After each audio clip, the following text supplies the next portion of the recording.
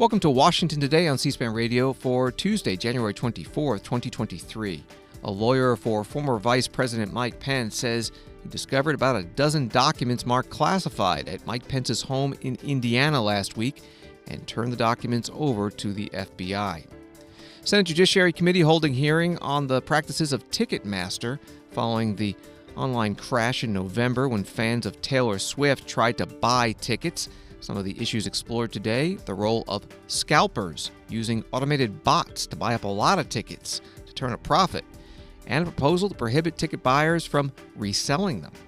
President Joe Biden hosting House and Senate Democratic leaders discussing the legislative agenda, including raising the debt ceiling, which the Treasury Department says must be done by June to avoid the U.S. defaulting on the debt for the first time ever, and House Republicans demanding that spending cuts go along with any debt limit increase. President Biden saying today, "I have no intention of letting the Republicans wreck our economy." Later, the Senate Republican leader Mitch McConnell saying he does not plan to take a prominent role in any debt ceiling negotiations and will leave it up to President Biden and House Speaker Kevin McCarthy to work something out. And in Russia's war with Ukraine, the U.S. reportedly about to announce it is sending Ukraine its main battle tank, the Abrams, in part to encourage Germany to send Ukraine its primary battle tank, the Leopard. From the Washington Post, a lawyer for former Vice President Mike Pence, a potential 2024 presidential candidate, found what they called a small number of documents bearing classified markings during a search of Mike Pence's Indiana home, according to letters to the National Archives. Gregory F. Jacob, a designated representative for Mike Pence's vice presidential records, said the FBI collected the classified documents from the Mike Pence home on January 19th. Gregory Jacob noted he would deliver the boxes in which those documents were found, along with other vice presidential papers, to the National Archives on January 23rd. That from the Washington Post. Attorney General Merrick Garland was asked about it today by a reporter. Our reporting on the recovery of the documents at Mr. Pence's residence seems to indicate that the Department of Justice was involved at the very start. Can you give us a sense as to whether or not this incident is being preliminarily investigated with an eye towards appointing a special counsel or assigning this to an existing special counsel? And as a follow-up question, just in the broader sense, you do weigh in on issues of policy. In the newspaper business, we say that one episode is a story and three is a trend. Do you think there needs to be a policy change, either in a regulatory sphere or in a statutory sphere, to address what seems to be this difficulty of presidents and vice presidents retaining classified material? Well, as you expect, I'm afraid my answer is going to have to be that I'm unable to comment on this. Attorney General Merrick Garland answering a question about this at a news conference that was primarily on a different subject. Former Vice President Mike Pence was asked in August if he possessed any classified information after leaving office. He told the Associated Press then, "No, not to my knowledge."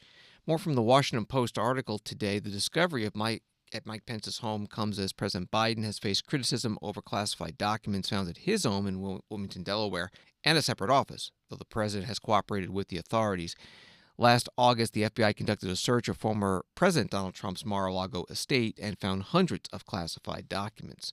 Former President Trump posting on his social media platform, Truth Social, today, "Mike Pence is an innocent man. He never did anything knowingly dishonest in his life. Leave him alone." Now to the Ticketmaster hearing. An article at USA Today begins. Taylor Swift took center stage during the Senate's Tuesday hearing, which examined the lack of competition within the ticketing industry and grilled Ticketmaster executives following the company's mishandling of the music superstar's concert tickets. Swift fans were furious after Ticketmaster canceled its November general public ticket sale for the music star's highly anticipated new tour.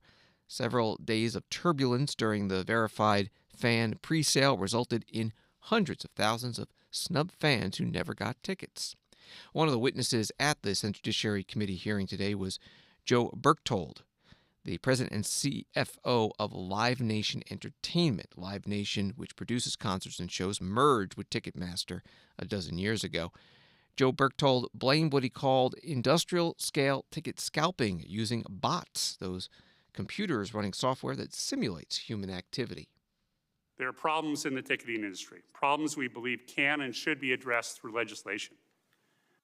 Many are the direct result of industrial-scale ticket scalping that goes on today. A $5 billion industry in concerts alone in the United States, fueled by practices that run counter to the interests of artists and their fans. The recent on-sale experience with Taylor Swift, one of the world's most popular artists, has highlighted the need to address these issues urgently. We knew bots would attack that on-sale and planned accordingly.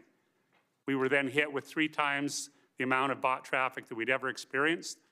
And for the first time in 400 verified fan on-sales, they came after our verified fan password servers as well.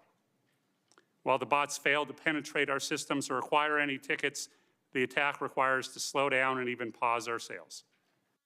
This is what led to a terrible consumer experience, which we deeply regret. We apologize to the fans. We apologize to Ms. Swift. We need to do better, and we will do better. Ticketmaster learned valuable lessons from this on-sale. In hindsight, there are several things we could have done better. And let me be clear that Ticketmaster accepts its responsibility as being the first line of defense against bots in our industry. It's an ever-escalating arms race. But in this forum where we're here to discuss public policy, we also need to recognize how industrial scalpers using bots and cyber attacks to unfairly gain tickets has contributed to this awful experience. There are many things we can and should accomplish together. We should enlarge the scope of the Bots Act and increase enforcement. We should enact categorical prohibitions on fraudulent ticket practices, including deceptive URLs and offering for sale tickets before they're on sale in the primary. We should mandate all-in pricing so that fans see the full cost of their tickets from the start.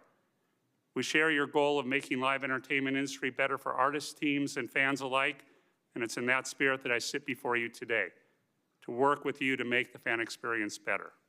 Joe Berchtold is Live Nation Entertainment President and CFO, testifying before the Senate Judiciary Committee. Associated Press writes that Ticketmaster is the world's largest ticket seller, processing 500 million tickets each year in more than 30 countries. And around 70% of tickets for major concert venues in the U.S. are sold through Ticketmaster, according to data in a federal lawsuit filed by consumers last year.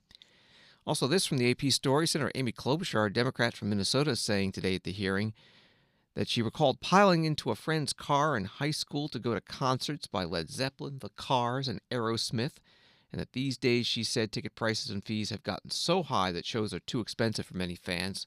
She said ticket fees now average 27% of the ticket cost and can climb as high as 75%, and that Joe Berchtold insisted that Ticketmaster doesn't set ticket prices or service fees or decide how many tickets will go on sale. That service fees are set by venues. Back to the hearing, Senator Richard Blumenthal, Democrat from Connecticut, questioning Joe Berchtold, saying that he managed to bring together Democrats and Republicans in anger on this issue. Ticketmaster had the temerity to imply that the debacle involved in pre-ticket sales was Taylor Swift's fault because she was failing to do too many concerts. And may I suggest respectfully that Ticketmaster ought to look in the mirror and say, I'm the problem. It's me. And the reason is quite simply that you are the ones ultimately responsible for the astronomically rising prices, the exorbitant hidden fees, the sold-out shows, the bots and scalpers. We just had an exchange with Senator Blackburn. You've reported once, over this entire history, once, an instance involving bots. I agree with Senator Blackburn that there needs to be stronger enforcement by the FTC. It has taken almost no action against the bots, despite our support for the Bots Act. And that is the reason why I am supporting legislation, talking about remedies, legislation called the BOSS Act, which would require transparency, accountability for hidden fees, for bots. Will you support the BOSS Act? Senator, we absolutely agree there are a lot of problems in this industry, and as the leading player, we have an obligation to do better. Will you support the BOSS Act? I don't know all of the specific elements. I know there are many elements that we agree upon. I believe there are some issues that we have some differing views, and we've offered to discuss those. We'd like to continue to discuss those going forward. Will you support legislation to require complete transparency, all in, to provide stronger enforcement powers against bots and scalpers? We absolutely support all-in pricing. We absolutely support greater enforcement, greater penalties, and expansion of the prohibition on bots. You know, the FTC has failed in some of its enforcement duties, but that is because Live Nation, Ticketmaster have failed to do the reporting that's required to enable enforcement. And I think that really betrays the contention that you have been active against it. And I think that consumers and artists and venues are all fed up with the system that exists right now. And I think to the people who are fed up, I would say, continue your criticism. If you're angry and frustrated, you have the power to demand action, and we should act with new legislation. Senator Richard Blumenthal, Democrat from Connecticut, questioning Joe Berchtold, Live Nation Entertainment President and CEO, at today's Senate Judiciary Committee hearing. This from TheHill.com. The Department of Justice approved the Live Nation Ticketmaster merger in 2010, but made the company sign a consent decree promising they wouldn't retaliate against venues that didn't use Ticketmaster for ticketing. Nearly a decade after the decree was signed, the DOJ found repeated violations, alleging that venues have come to expect that refusing to contract with Ticketmaster will result in the venue receiving fewer Live Nation concerts or none at all. Instead of taking the company to court, the DOJ in 2020 strengthened the terms and extended the decree 5 years. Senators on Tuesday expressed frustration that both the original decree and the modified version weren't effective. Some said the merger should be undone if the DOJ established continued violations. That from The Hill. One suggested reform today, raised by several senators, making event tickets non-transferable and therefore unattractive to those looking to buy and to simply resell for a profit. Here's Senator John Kennedy, Republican from Louisiana, questioning the entire panel. Along with Joe Berchtold, there's musician Clyde Lawrence, Catherine Bradish from the American Antitrust Institute, Sal Nuzzo is a vice president at the James Madison Institute, Jerry Michelson is with Jam Promotions, CEO and president, and Jack Grosinger with SeatGeek, its CEO. Here's Senator Kennedy. What if we adopt a rule that said tickets to a Taylor Swift concert or Mr. Lawrence's band's concert are non-transferable? Now, you're not going to have a problem with bots, okay? If you got a scalper trying to buy 2,000 tickets, they don't want 2,000 tickets. They want a profit. And it'll hold down ticket prices. Why don't we do that? Don't everybody jump in at once. I mean, I think whether it was that or only transferable at face value, I'm not an expert on the secondary ticketing market, so all I can tell you is that from the artist perspective, we would not make $1 less if that were implemented. Mr. Lawrence, if you care about the consumer, and I hear you say that you do, I'll tell you what the consumer is concerned about. The consumer is not concerned about how many lawyers can dance on the head of a pin and whether this is a antitrust violation or not, or the FTC. The consumer is concerned about the price. Yeah, so I'm saying I think. So would you support non-transferability, or you can only transfer it at face value? I mean, I think it's a really interesting question. I'm not an expert Ms. on Bradish? Well, I think non-transferability is making a judgment in lieu of what a customer would make. I understand what it means. Would you support that? No. Okay, how about you, Mr. Nuzzo? I would respectfully not support such a rule. Okay. How about you, Mr. Mickelson? Michelson, but that's good. Yes, Senator, good question. Totally support non-transferability. Okay, thank you. Totally. Next, sir.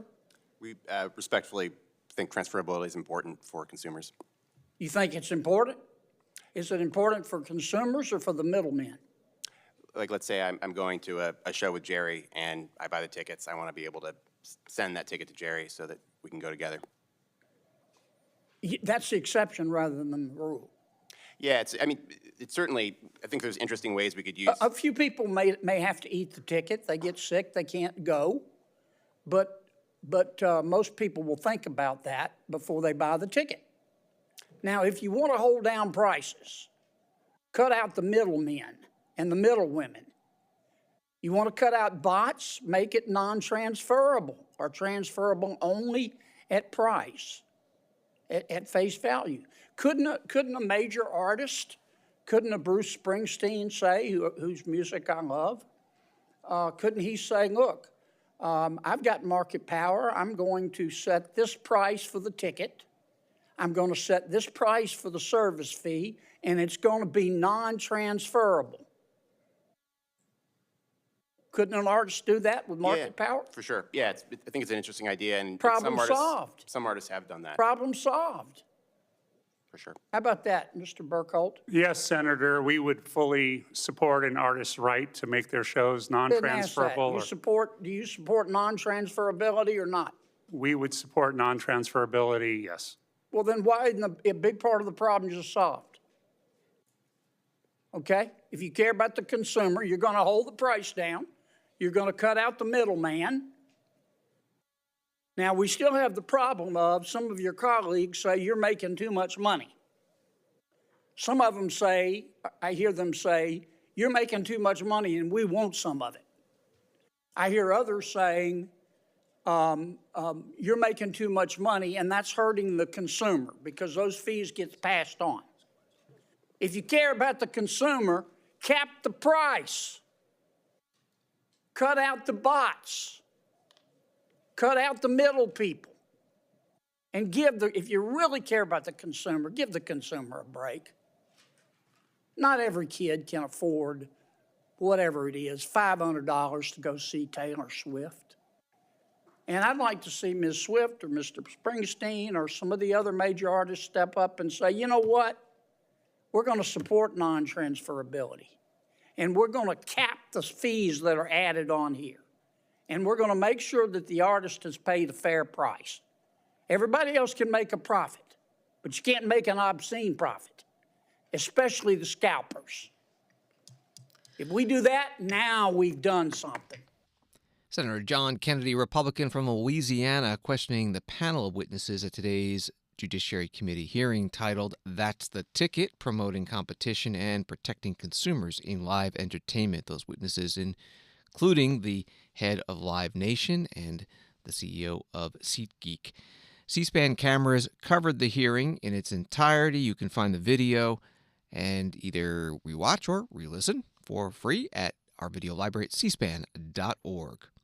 President Joe Biden meeting today with Democratic congressional leadership at the White House. It included the Senate Majority Leader Chuck Schumer and the House Minority Leader Hakeem Jeffries and their immediate deputies, the Senate Majority Whip Dick Durbin and House Minority Whip Catherine Clark. Among the topics, raising the federal debt limit from the current $31.4 trillion. Treasury Department saying today it's taken another so-called extraordinary measure, an emergency step, to prevent the U.S. from defaulting on its borrowing limit. And that step is suspending full funding of a federal retirement program. The Treasury Secretary Janet Yellen saying these workarounds will work until about June. Some members of the new Republican House majority pushing to tie spending cuts to any increase in the borrowing limit. President Biden speaking to reporters before the meeting got started. I'm excited. We got a strong group of leaders here, starting a new Congress, and I'm excited about the leadership we have here on the Democratic side. we got a lot done in the last couple of years, and we got a lot more to do, a lot more to finish what we've already done. And we've already made some real progress on the economy, on inflation, and a number of other things. Foreign policy is, we've united the West in a way that hadn't been in a while, including bringing in Japan and other Asian countries is invested in what Ukraine's future. And Americans are starting to feel the effects of some of the laws we passed, and they're only now going to be going into effect. Like I said, the press has heard me say this before. We're in a situation where we promised folks on Medicare their insulin was going to go from about $400 a month to $35 a month, but it was a promise. Well, guess what? As of January 1, it's a reality. And people are feeling the effects of it. There's so much more of that out there. And we're going to discuss how we can continue to build on the progress, ultimately lowering the cost for middle class and working class families. You know, we've talked a lot about this around the table with folks here, that I decided this time out, I think you all are in the same boat, I want the wealthy to continue to be able to do well, but look, I'm tired of trickle-down economics. I want to build this economy from the bottom up and the middle out. When that happens, poor folks have a shot, middle class does well, and the wealthy never get hurt. They're doing just fine. And so we also want to talk about the extreme Republican economic plans. Apparently they're generally serious about cutting Social Security, cutting Medicare, and I love their 30% sales tax. We want to talk a lot about that. But look, I have no intention of letting the Republicans wreck our economy, nor does anybody around this table, in my view. And again, we're going to speak about continuing our support for Ukraine, and it's an idea that has bipartisan support, like some of what we passed had bipartisan support. And so we're going to speak about nominations going forward quickly. And also, finally, our hearts are with the people of California. They've been a rough couple of days. I just got back from spending time with Gavin Newsom on the floods and the devastation that occurred, and then on top of that, we see what's happened in California and what's happened to the Asian American community. It's been devastating. The Vice President's going to be going out. I've been talking with Gavin Newsom and Judy Chu and Anna Eshoo and Hilda Solis, and we're working out a number of things that we can and are going to be doing. So the bottom line here is that we got a lot to talk about. And yesterday, my buddy Dianne Feinstein introduced her Senate assault weapons ban. I am asking you all to send that to my desk as quickly as you can. It's really needed badly. And all of us are focused on working together to get things done. There's a lot of us to discuss, and having said that, I thank the press for being here, and we'll talk to you later. All right, thank you.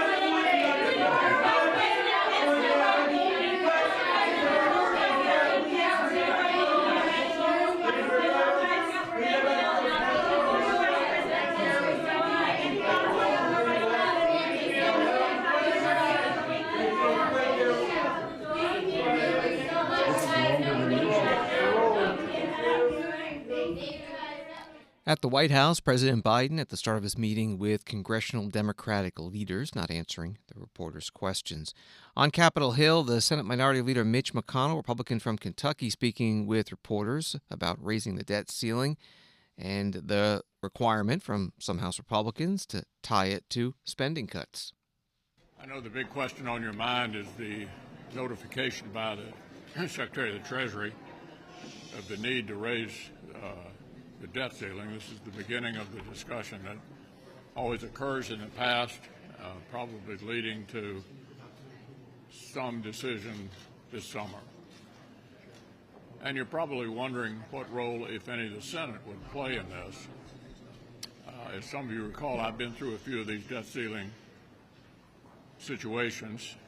The one that seems to stand out the most was in 2011, when I negotiated with then Vice President Joe Biden the Budget Control Act in conjunction with raising the debt ceiling. It actually worked. It reduced government spending for 2 years in a row for the first time since right after the Korean War. However, over the years,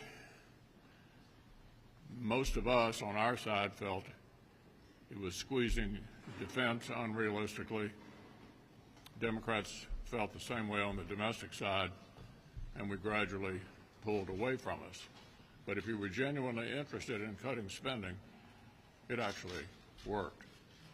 At that time, the federal deficit, the federal debt was about $12 trillion.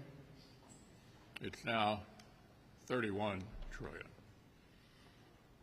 In the course of the last Congress, the Democrats, without a single Republican vote, racked up another $2.7 trillion on top of what had happened during the pandemic. So here's where I think we are.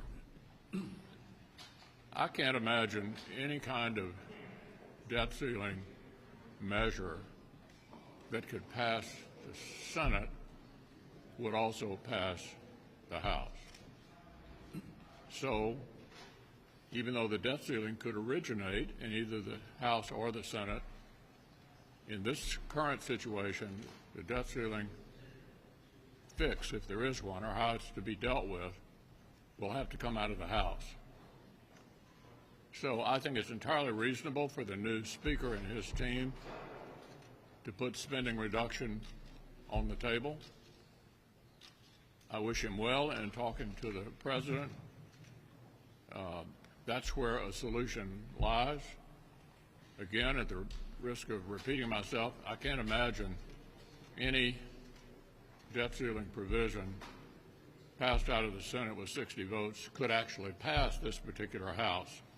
So I think the final solution to this particular episode lies between Speaker McCarthy and the President. The Senate Minority Leader Mitch McConnell, Republican from Kentucky, speaking with reporters on Capitol Hill. At a separate news conference, the Senate Majority Leader Chuck Schumer, before he went to the White House for that meeting with President Biden, talking about linking the debt ceiling increase to any federal spending reductions. We're now witnessing the House GOP recklessly flirt with default. Listen, it's clear. Default would be a catastrophe for American working families. It's not an abstract issue. It's going to affect every American family severely and adversely. And playing brinksmanship, taking hostages, is being risky and not caring about average people. So let's look at some of it. If the MAGA GOP stops paying our nation's bills, Americans pay the price. Political brinksmanship would be a massive hit to local economies, American families, nothing less than an economic crisis. Here's what would happen. For instance, interest rates would go way up. If you have a home loan, the average person could pay tens of thousands of dollars more on their mortgage if they have a variable rate mortgage. It would hurt Social Security dramatically, hurt Medicare. The only people who will pay the price is partisan politics. Home values will go down because when mortgage interest rates go up, home values go down. People have less money to buy a home because they're putting a lot into the mortgage. The Senate Majority Leader Chuck Schumer at a news conference today. Former House Speaker Newt Gingrich, Republican from Georgia when he served, was asked today about current House Speaker Kevin McCarthy, Republican from California, and how Kevin McCarthy should work with President Joe Biden when it comes to raising the federal debt limit and other issues. Speaker Gingrich was interviewed by the Washington Post, and in his answer, he referred to his own experience when he was Speaker working with a Democratic President, Bill Clinton, in the 1990s. Right after I became Speaker, I gave a speech at Heritage. This was literally right after the election, the Friday after the election. And I said, I will cooperate, but I will not compromise. And I think that's the position that Speaker McCarthy should take. He should negotiate directly with President Biden and no one else. I've negotiated directly with President Clinton. I didn't negotiate with anybody else. He should be very pleasant, very calm. When it's possible, we should cooperate. But we should not compromise any of our core values. And we should accept that tension is inevitable when you have a hard left president surrounded by hard left advisors doing things that we regard as crazy. and when you understand that they have the same attitude towards us. Well, you're not going to go to a tea party and suddenly be friends, but you can get a lot of work done. Clinton and I met 35 days in order to get to a balanced budget. And it was tough. But it was pleasant. I don't know that Biden can be pleasant the way Bill could, but Bill Clinton was actually a very pleasant guy to deal with. And you couldn't trust him very much, but he would sit in the room. We'd have good conversations. We'd work our way through issues, and we got a lot done together. If you go back and look at how much we got done in 4 years, it was pretty amazing. And it's because we both understood a key thing. Under our Constitution, if he didn't sign it, it wasn't going to become law. And if we didn't pass it, he didn't have anything to sign. And so we had a mutual vested interest, if you were serious about the country, in figuring out what we could agree on, not what we're going to fight on. And we tried to keep the two separate. And if you were going to advise the Speaker McCarthy about where to look for room to do that with Joe Biden, where would you urge him to look? Immigration, foreign affairs. I'm just what comes to mind? Look, You know the landscape as well as anyone. I think first of all, you've got to start with, we tried to practice listen, learn, help, and lead in that order. And we tried to build a box, and the box would be one side was what I had to have, one side was what he had to have, one side was what I couldn't have, and one side was what he couldn't have. And in the middle, there was something you could work on. So I would say, first of all, is Biden willing to at least sit down with McCarthy and spend hours talking through creating that kind of a box? Where can they, as I said a while ago, why would Biden say no negotiation of any kind on the debt ceiling, other than as a negotiating ploy? But if he really means that as a policy, he is going to force a crisis because he can't get a clean debt ceiling out of the House. I don't think it's possible. Newt Gingrich, former House Speaker, Republican from Georgia when he served, interviewed today virtually by Washington Post opinions editor-at-large Michael Duffy. On Wall Street, the Dow up 104, NASDAQ down 30, S&P down 2. A story at CNBC, the U.S. Justice Department on Tuesday filed its second antitrust lawsuit against Google in just over 2 years. It's the latest sign that the U.S. government is not backing down from cases against tech firms, even in light of a mixed record in court on antitrust suits. This lawsuit, which is focused on Google's online advertising business and seeks to make Google divest parts of the business, is the first against the company filed under the Biden administration. That from CNBC. Attorney General Merrick Garland making the announcement at a news conference. We alleged that Google has used anti-competitive, exclusionary, and unlawful conduct to eliminate or severely diminish any threat to its dominance over digital advertising technologies. These technologies, which are known as ad tech, automate advertising sales by website publishers to online advertisers. When an internet user opens a web page that has ad space to sell, ad tech tools almost instantly match the website publisher with an advertiser looking to promote its products or services to the website's user. This product and process typically involves the use of an automated advertising exchange. This exchange runs a high-speed auction designed to identify the best match between a publisher selling internet ad space and advertisers looking to buy it. As alleged in our complaint, for 15 years, Google has pursued a course of anti-competitive conduct that has allowed it to halt the rise of rival technologies, manipulate auction mechanics to insulate itself from competition, and force advertisers and publishers to use its tools. Attorney General Merrick Garland at a Justice Department news conference. More from the CNBC article. Google's advertising business generated $54.5 billion in the quarter ended September 30th from search, YouTube, Google Network ads, and other advertising. And that Google also faces 3 other antitrust lawsuits from large groups of state attorneys general, including one focused on its advertising business, led by Texas Attorney General Ken Paxton. Washington Today continues in a moment. Listening to programs on C-SPAN through C-SPAN Radio just got easier. Tell your smart speaker, play C-SPAN Radio, and listen to Washington Journal daily at 7 a.m. Eastern, important congressional hearings and other public affairs events throughout the day, and weekdays at 5 p.m. and 9 p.m. Eastern.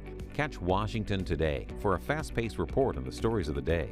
Listen to C-SPAN anytime. Just tell your smart speaker, play C-SPAN Radio.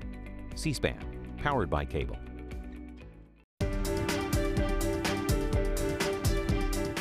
Welcome back to Washington Today, available as a podcast on the free C-SPAN Now mobile app and wherever you get your podcasts.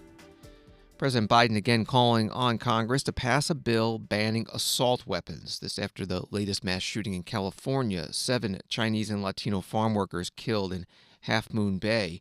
And that comes just days after 11 people were killed at a dance hall frequented by older Asian Americans celebrating the Lunar New Year in Monterey Bay.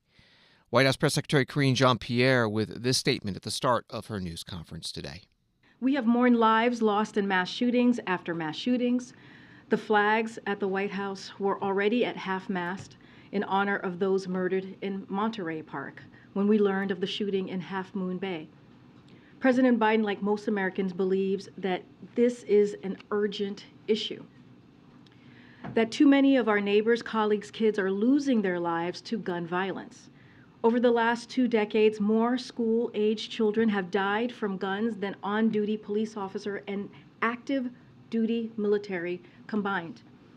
And we know what the policy solutions are. We know how we can address this. In fact, last night, Senator Feinstein, alongside Senators Murphy, Blumenthal, and others, reintroduced a federal assault weapons and high-capacity magazine ban and legislation that would raise the minimum purchase age for assault weapons to 21. The last time we had an assault weapons ban on the books, thanks to the President and Senator Feinstein's leadership, mass shootings actually went down. After Republicans let it expire, mass shootings tripled, and that's just a fact.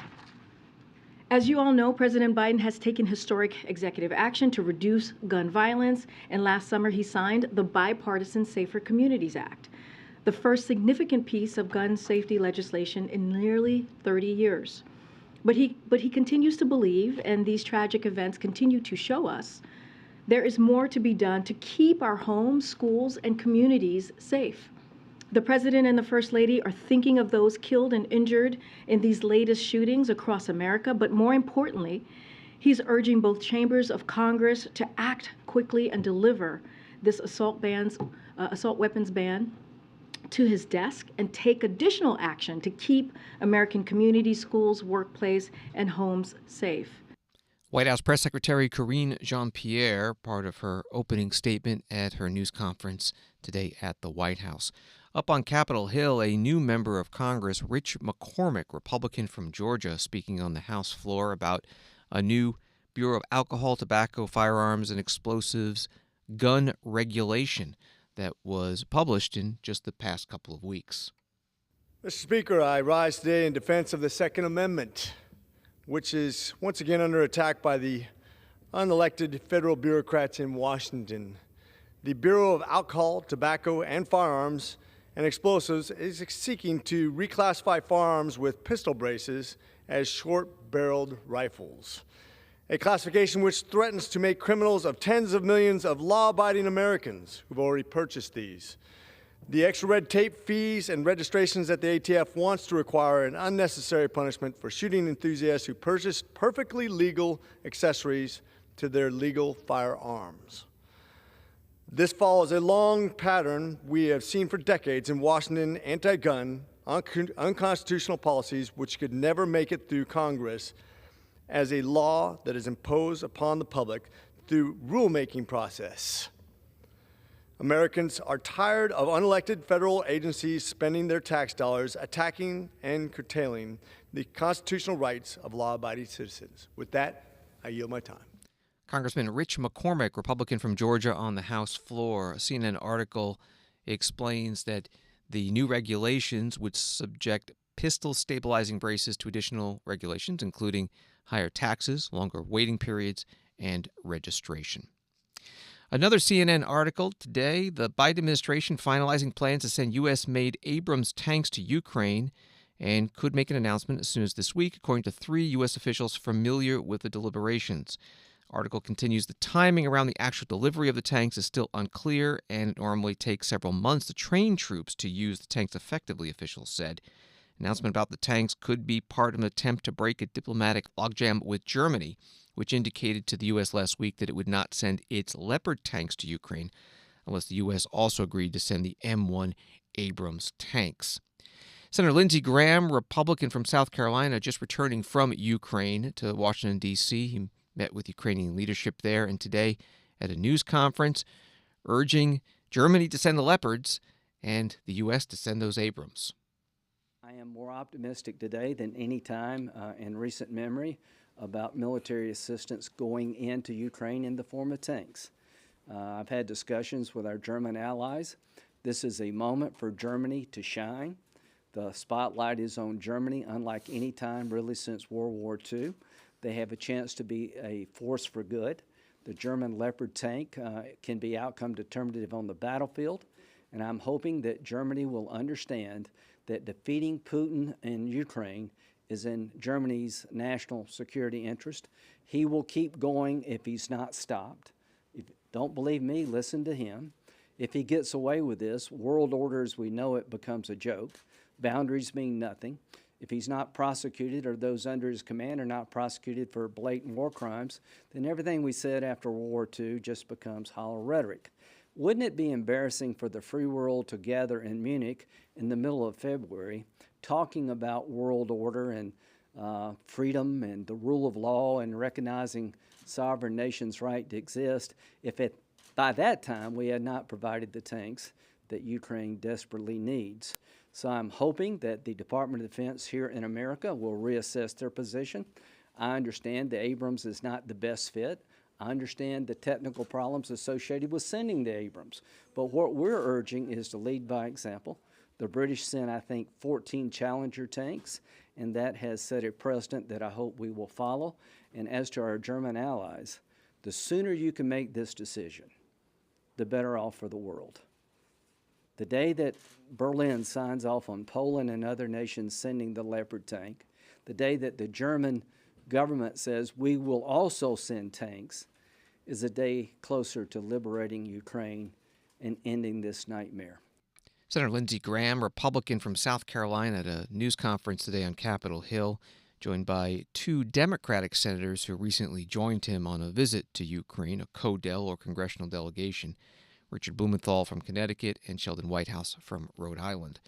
An article from Euronews, Germany, the producer of the Leopard tanks, has been hesitant to become involved in the conflict over fears that sending equipment to Ukraine could exacerbate tensions with Russia, and that NATO chief Jens Stoltenberg, in a press conference alongside the German defense minister, said he was confident a decision would be made soon on sending the German-made tanks to the embattled country.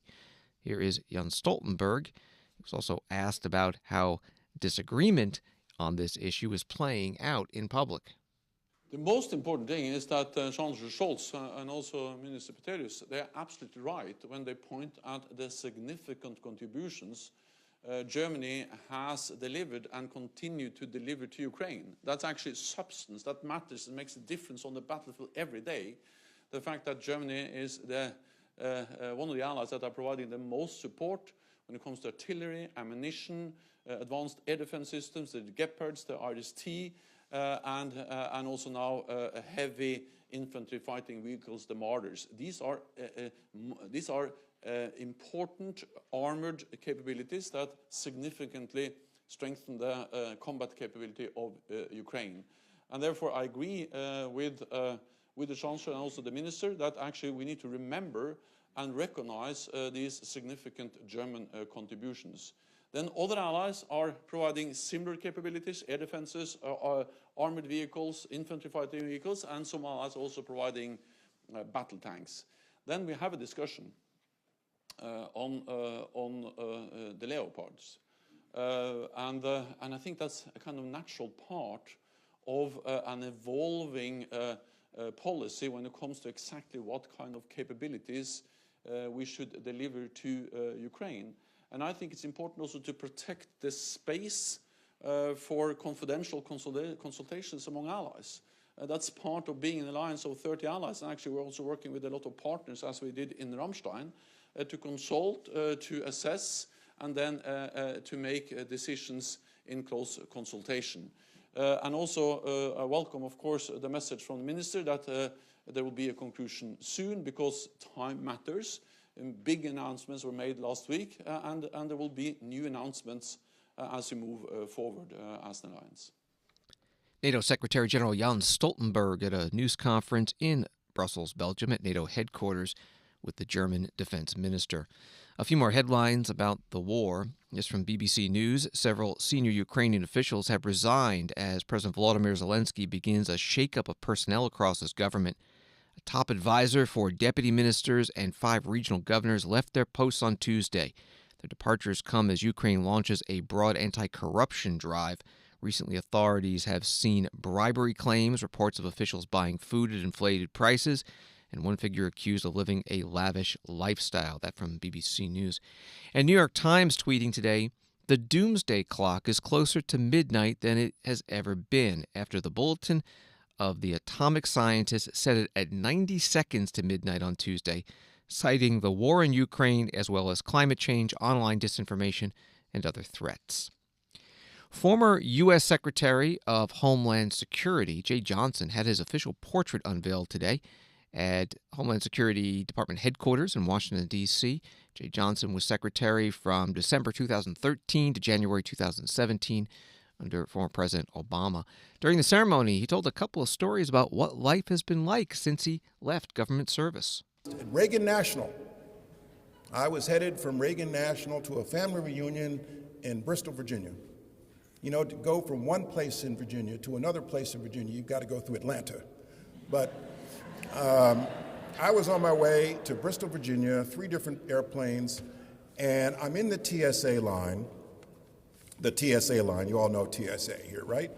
I was in the TSA line, minding my own business, and all of a sudden, I hear this voice of God out of nowhere.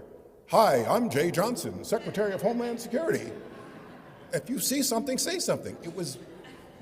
This is 5 years after I left office, my video on the TSA screen. And somebody, I guess, took the wrong video out of the drawer that day, one bald guy for another. And the other people in the line were,